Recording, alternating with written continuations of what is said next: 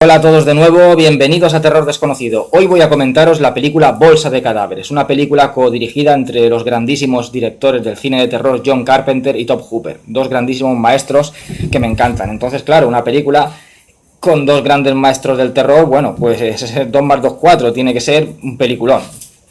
Porque esto pasó lo mismo que sucedió con Los Ojos del Diablo, aquella película que eran dos historias basadas en novelas de Edgar Allan Poe. Una dirigida por George Romero y la otra por Dario Argento. Pues Romero, Argento, vamos, eso ya era sinónimo de calidad. Pues lo mismo pasa con John Carpenter y Tobe Hooper. Entonces, yo recuerdo, a esta película le tengo un gran cariño.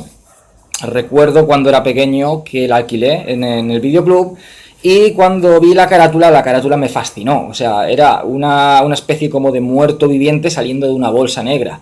Y yo estaba flipando cuando vi la carátula. De hecho, que no sabía ni de qué era, no sabía ni siquiera que era una película de antologías. Pero yo flipaba. Entonces vi que estaba dirigida por John Carpenter y Tobe Hooper. Y yo digo, madre mía, John Carpenter y Tobe Hooper. Para mí eso era como...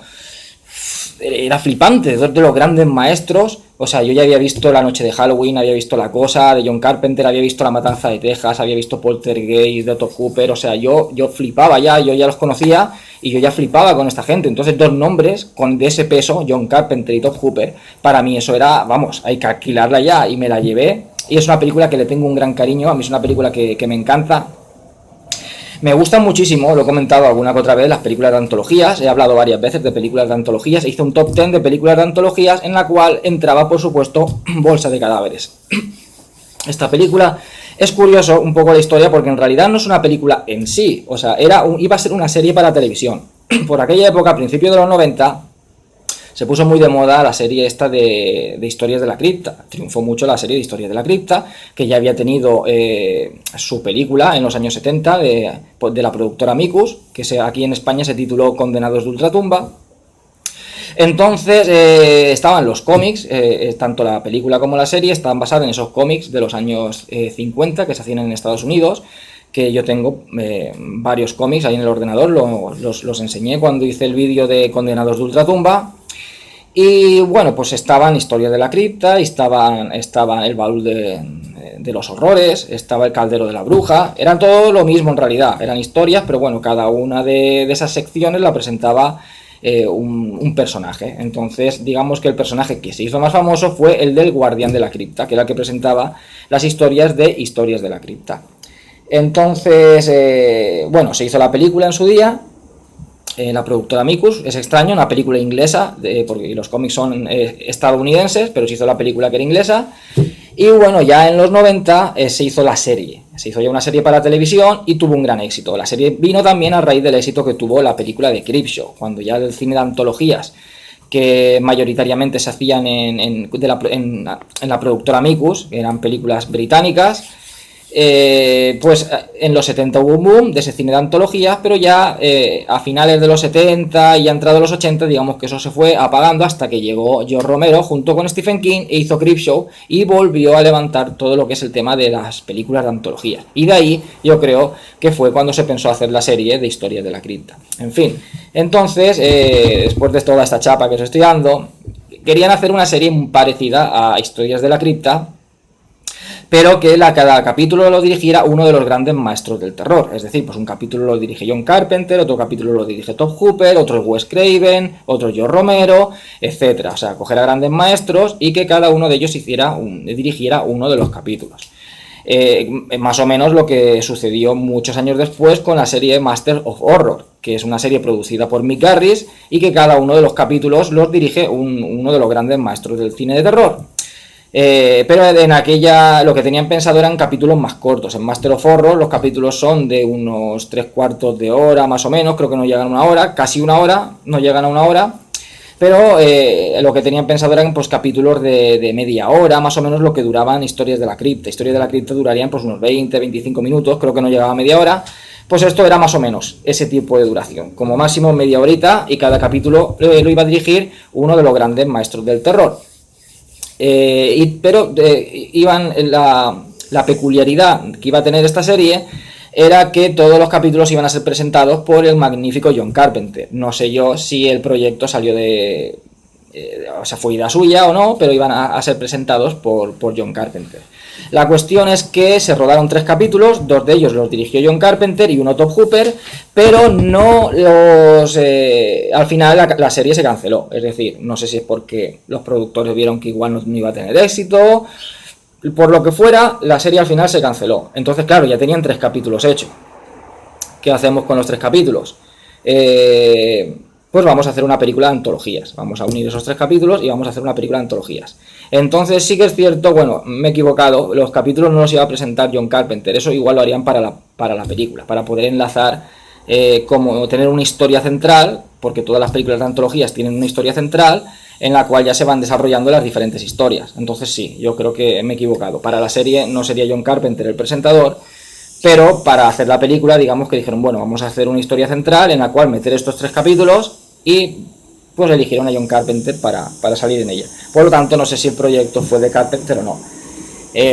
No lo sé. Si fuera de John Carpenter el proyecto, la verdad es que ha tenido mala suerte en sus proyectos, porque también le sucedió cuando él tenía el proyecto de hacer una película de terror para cada Halloween, con el título de Halloween. La primera fue la magnífica obra maestra, La noche de Halloween. Pues tuvo la mala suerte esa de que para la siguiente película que quería hacer, con una temática, cada película se iba a desarrollar en Halloween, su título iba a ser Halloween y una coletilla, y iba a ser una historia diferente. Solamente tenían en común que se iba a desarrollar en Halloween, y cada año en Halloween una historia de terror diferente desarrollada en Halloween. Esa era su idea y de Debra Hill. Pero al final, pues bueno, tuvo tanto éxito La noche de Halloween que no querían dejar escapar un personaje como Michael Myers, y entonces para la siguiente película decidieron que el productor Mustafa Gad pues hacer una secuela pues con el personaje, con Michael Myers. Entonces hizo la secuela, que aquí se tituló Sanguinario, y no llegaron a, digamos, a dejarle hacer su proyecto hasta la tercera entrega, varios años después. La tercera fue en el año 83, con la de Halloween 3, El día de la bruja. Entonces, como no tuvo éxito, también debido, pues un poco, yo creo que estuvo mal enfocado, debido a que ya que habías tenido un gran éxito La noche de Halloween y ya había habido una secuela, pues entonces, claro, titular Halloween 3, esto ya lo expliqué cuando hablé de la saga de Halloween 3, El día de la bruja, la gente ya lo asoció a Michael Myers. Estaba Halloween, La noche de Halloween, la segunda parte, y ahora una tercera parte. Al no ver a Michael Myers, la gente como que se llevó un desengaño, bueno, pues se corrió la voz y la gente pues no acudió al cine, y fue la película un fracaso. Por lo tanto, Mustafa Gad ya desechó el proyecto de John Carpenter y no se hizo. Cosa que la gente no se dio cuenta, la gente fue de mente cerrada, no se dio cuenta de que estaba ante una gran película. Para mí Halloween 3, El día de la bruja, es una joyita. Pero bueno, la gente esperaba a Michael Myers, no lo tuvo, y la cosa al final no salió el proyecto, al final se fue a pique. Por lo tanto, como digo, no sé si esta serie sería un proyecto de Carpenter o no, pero al final, si ha sido así, el pobre la verdad es que ha tenido mala suerte en cuanto a proyectos. Bueno, pues entonces tenemos una película hecha que no iba a ser una película hecha con 3 capítulos diferentes. Por lo tanto, es una película televisiva, es un telefilm. Sin embargo, tiene un aspecto muy cinematográfico. De ahí a que tengamos lo que es a saber cuando hay un gran maestro detrás de las cámaras. Cuando hay un gran maestro detrás de las cámaras, o sea, con pocos medios logra hacerte algo muy grande. Alfred Hitchcock hizo lo mismo con Psicosis. Las cámaras que tenía para rodar la película de Psicosis eran las mismas, eran cámaras de televisión, eran las mismas que utilizó para la serie Alfred Hitchcock Presenta. No eran cámaras cinematográficas. Se nota la diferencia entre el tipo de filmación para la tele y el tipo de filmación para el cine. Los medios, todos se notan bastante. Hoy día menos que antes se notaban, pero antes se notaban mucho más. Siempre se nota, pero antes se notaba mucho más. El caso es que Alfred Hitchcock logró que su película, que Psicosis, tuviera un aspecto cinematográfico, aun haciéndolo con cámaras que eran cámaras de televisión. Y aquí sucedió lo mismo, o sea, eran 3 capítulos de una serie de televisión que los unieron para hacer la película. Era en realidad un telefilm, sin embargo el aspecto es un aspecto cinematográfico. Esta película se podía haber estrenado perfectamente en los cines, perfectamente, porque los 3 capítulos tienen un formato absolutamente cinematográfico, y de ahí es el buen hacer de un gran maestro, de tener mostrar las cámaras a 2 grandes como John Carpenter y Tobe Hooper. Entonces, si esto lo hubiera cogido otros directores, pues se notaría que serían capítulos como los de Historias de la Cripta. Tú te pones un capítulo de Historias de la Cripta y ves cualquiera de los 3 episodios de la película de Bolsa de Cadáveres Y se nota mucho de que Bolsa de Cadáveres es una película como cinematográfica, mientras que el otro es una serie. Se nota que son peliculillas de televisión. Se nota mucho, cuando esto en realidad es lo mismo, pero ahí está el buen hacer de los grandes maestros. Entonces al final, pues bueno, pues dijeron, vamos a apañar esto, ya que no se va a hacer la serie, y hacemos una película. Hacemos la película de antologías. Y salió Bolsa de Cadáveres. Entonces a mí es una película que le tengo muchísimo cariño, a mí es una película que me encantó, me encantan las películas de antologías. No está claro que no es de lo mejor de John Carpenter, ni de Tobe Hooper, ni es de las mejores de antologías, pero es una película que está muy bien, es una película incluso para como digo, para el formato que es, para ser un telefilm, en realidad tiene mucho mérito el que la película haya logrado salir tan redonda. Tiene muchísimo mérito, entonces eso le eleva puntos. Si esto hubiera sido un proyecto cinematográfico, pues hubiera sido tipo Creepshow, en realidad. Y es una película pues que a mí me gusta mucho y le tengo un grandísimo cariño. Yo le tengo un grandísimo cariño. La película la presenta el maestro de ceremonias, el grandísimo John Carpenter, haciendo una especie de émulo del guardián de la cripta. Y bueno, aquí la historia central sería a que tenemos un tipo que es interpretado por John Carpenter, que se encuentra en el depósito de cadáveres, es una especie como de forense o algo parecido, se encuentra en el turno de noche en el depósito de cadáveres. Entonces van entrando, vas contándonos las historias de los cadáveres que se encuentran en las bolsas de cadáveres. Se explica que las bolsas negras de cadáveres son cuando alguien ha muerto de manera muy violenta, por ejemplo los muertos de asesinatos, los muertos a lo mejor de accidentes muy escabrosos, de suicidios, todos ese tipo de muertes tan escabrosas. Esos cadáveres van dentro de las bolsas negras, de las denominadas bolsas de cadáveres, de ahí el título de la película. Entonces nos va a contar 3 historias de diferentes muertos que tiene allí en esas bolsas negras de cadáveres, lo que le ha sucedido a cada uno de esos muertos que le han llegado a él en esas bolsas de cadáveres. La primera historia la dirige John Carpenter, si no recuerdo mal se titula Turno de noche. Y es una película que, o sea, es una historia, para mí fue la mejor, o sea, la primera es la mejor de las 3. Tiene mucho homenaje a la noche de Halloween, tiene un homenaje clarísimo a la noche de Halloween.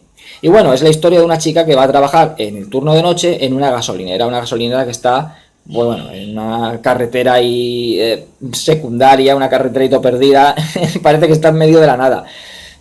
En fin, se vaya a trabajar, se pone a estudiar porque ya le viene bien, un trabajo pues de noche más tranquilo para poder hacer sus estudios. Entonces, bueno, pues el dueño de la gasolinera o el trabajador de allí le dice, bueno, pues tal, tu turno es de tal a tal, si necesitas algo está en mi teléfono, no te preocupes, tal, no pasa nada, tienes un cristal blindado, a quien venga la atiendes y tal.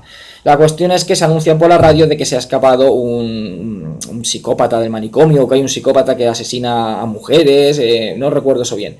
En fin, que ronda por esa zona un psicópata. Bueno, pues ya tenemos un poco la tensión de que por esa zona ronda un psicópata que pueda llegar y amenazarla en un lugar que está absolutamente solitario y en el que no hay nadie nada más que ella.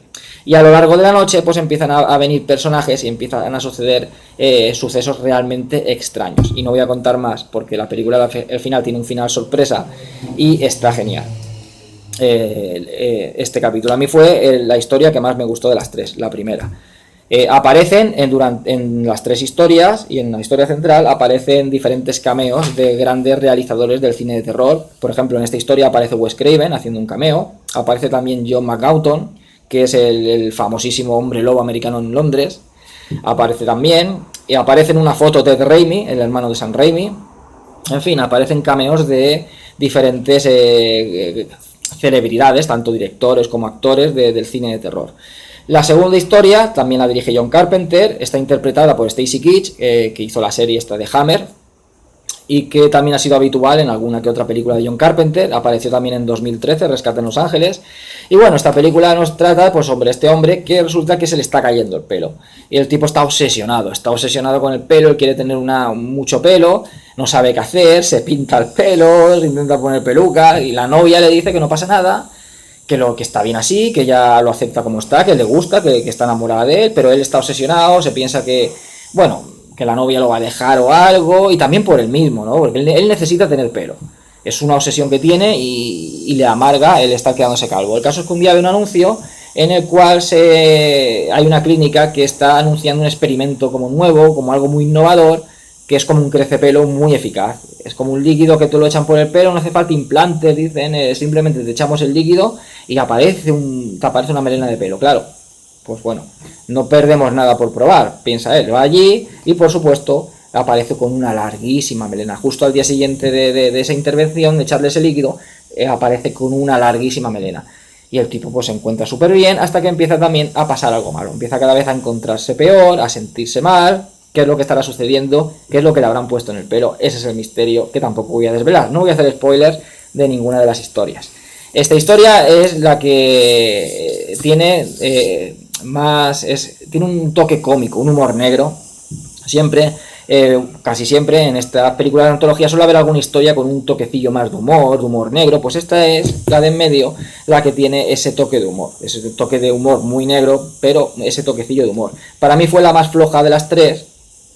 Aunque me gustó mucho, pero para mí fue la más floja, quizás a lo mejor por el toque de humor, no es tan seria como las demás, pero me gustó mucho. Simplemente es la que menos si tuviera que elegir, sería la última, la que menos me gustó. En esta película, bueno, pues aparece el doctor que le pone el crecepelo, es David Wagner, que también apareció en la película de En la boca del miedo, de John Carpenter. La enfermera que va con él es la cantante Blondie. Y luego aparece también en un cameo, pasando un perro, el creador de efectos especiales, Gregory Nicotero, que es el que realiza los efectos especiales de esta película junto con Robert Kurtzman y Howard Berger, que entonces en aquella época tenían la KNB FX. Hicieron efectos especiales en un montón de películas de terror. Luego ya se separaron, Kurtzman tiró por un lado, empezó ya con la dirección y tal, y bueno, Nicotero y Berger también siguieron juntos haciendo efectos especiales. Pero por aquella época estaban los tres en la empresa de efectos especiales KNB FX. Bueno, la tercera historia está dirigida por Tobe Hooper y se llama, en la segunda creo que se llama El pelo, y la tercera se llama El ojo, dirigida por Tobe Hooper. Esta está protagonizada por Mark Hamill, el famoso Luke Skywalker de Star Wars. Y bueno, el tipo es un jugador de béisbol muy famoso y nada, pues llegando a su casa, está esperando, la mujer resulta que está embarazada, le da la noticia, que estoy embarazada, tal, el tío muy contento. Pues llegando a casa, conduciendo por la noche, hay una gran tormenta y por no atropellar a un ciervo tiene un accidente en el cual pierde un ojo. La cuestión es que pues, sucede lo mismo que en la historia anterior, hay un procedimiento nuevo en el cual se puede implantar un ojo de otra persona y puedes volver a tener visión. Entonces él, por supuesto, decide, claro, pues es lo que decía el otro, ¿no? ¿Qué tengo que perder? Vamos, me someto al experimento y lo que tenga que ser será. Total, el ojo lo he perdido. El caso es que, bueno, el experimento sale bien, la intervención sale bien y el tipo empieza a ver por ese ojo y puede volver a retomar su vida, a retomar su trabajo. Todo va bien hasta que empieza a tener visiones. Empieza a tener extrañas visiones como de asesinatos, de gente muerta, visiones muy bizarras hasta como de muertos vivientes. Parece que ve lo que ve otra persona. Aquí, sin hacer spoilers, está claro pues que verá lo que ve, por ese ojo, lo que veía el antiguo dueño de ese ojo. ¿Quién será el antiguo dueño de ese ojo? ¿Por qué verá esas visiones? En fin, eso también no voy a decir nada porque serían spoilers, pero bueno, también la película está muy bien, esta historia. Aparece aquí el cirujano que le hace la intervención, es el director Roger Corman. Y bueno, pues también está genial. A mí esta fue la segunda que más me gustó. La que más me gustó fue la primera, la de El turno de noche, la de John Carpenter. La segunda, esta del ojo, de Tobe Hooper. Y luego la tercera, la del pelo, de John Carpenter. Pero esta también está realmente genial. Y bueno, ahí terminan las tres historias. Y entonces tenemos, por supuesto, la historia que hace de eje central, que es la de John Carpenter. Al final tiene una sorpresa. O sea, todas estas historias que, digamos que la historia central en la cual van insertadas las demás historias tiene siempre un final sorpresa. Siempre. O sea, eso ya viene desde que se hizo la primera película de antologías, que fue Al morir la noche, en los años 40. Desde ahí, todas las de la Amicus y tal, bueno, tienen esa peculiaridad. La historia que hace de eje central tiene un final sorpresa que no te esperas y que, por supuesto, no voy a desvelar. En la historia que hace de eje central, John Carpenter, aparecen también por ahí el director Tobe Hooper, aparece también Tobe Hooper. Y si no recuerdo mal, también aparece John Landis. No, John Landis era no sé por qué se me ha cruzado. Era en la de Combustión Espontánea, la de Tobe Hooper, y también la de Psicosis 4, el comienzo. No, en esta aparece John Carpenter y y otro más, ahora no lo recuerdo. O sea, John Carpenter, perdón, aparece Top Hooper también en la historia central y no recuerdo quién más. Bueno, como digo, las películas está genial. A mí estas películas de antología me encantan. Siempre habrán algunas que os gusten más, algunas que os gusten menos. A mí la que más me gusta es la primera, la del Turno de Noche de Carpenter. Luego la del Ojo de Top Hooper. Y la que me pareció más flojita, aunque también me gustó mucho, me gustan las tres, es la del Pelo, que también dirigida por John Carpenter. Pero bueno, igual las veis y os gusta más la del Ojo la que más, o la del Pelo la que más, porque es la que más humor tiene. En fin, película más que recomendable. Como digo, es una película pequeñita dentro de lo que es la filmografía de estos dos grandes directores, tanto de Carpenter como de Hooper, pero es una película que yo le guardo un grandísimo cariño. A mí las películas de esta antología me encantan. Yo la vi de crío y me fascinó la carátula. Cuando vi la película me encantó la película y me parece una película absolutamente genial. La banda sonora también es de John Carpenter, es una banda sonora así como más rockera. No es tan minimalista como la de películas que las bandas sonoras acostumbradas de John Carpenter, como las de La Noche de Halloween, Asalto a la Comisaría del Distrito 13, La Niebla o 1997, Rescate en Nueva York. Esta es un tipo de banda sonora más con elementos como más musicales, más rockeros, como lo que empezó a hacer con la de Golpe en la Pequeña China, por ejemplo. Luego también continuó con En la Boca del Miedo, en fin. Va un poco la banda sonora en esa línea. Y bueno, es una película más que recomendable. Está para mí genial. Es que es eso, digo lo mismo que dije cuando hice la crítica de Los Ojos del Diablo. Tenemos a George Romero y a Dario Argento. Eso es sinónimo de calidad. Sinónimo de calidad. Aquí tenemos a John Carpenter y a Top Hooper. 2 más 2 son 4, blanco en botellas leche. O sea, aquí esto está claro. Esto es sinónimo de calidad. La película tiene que ser buena, sí o sí, y lo es. Y yo la recomiendo al 100%. Bueno, espero que os haya gustado el vídeo. La semana que viene comentaré alguna otra película. Que seáis todos muy felices y hasta siempre.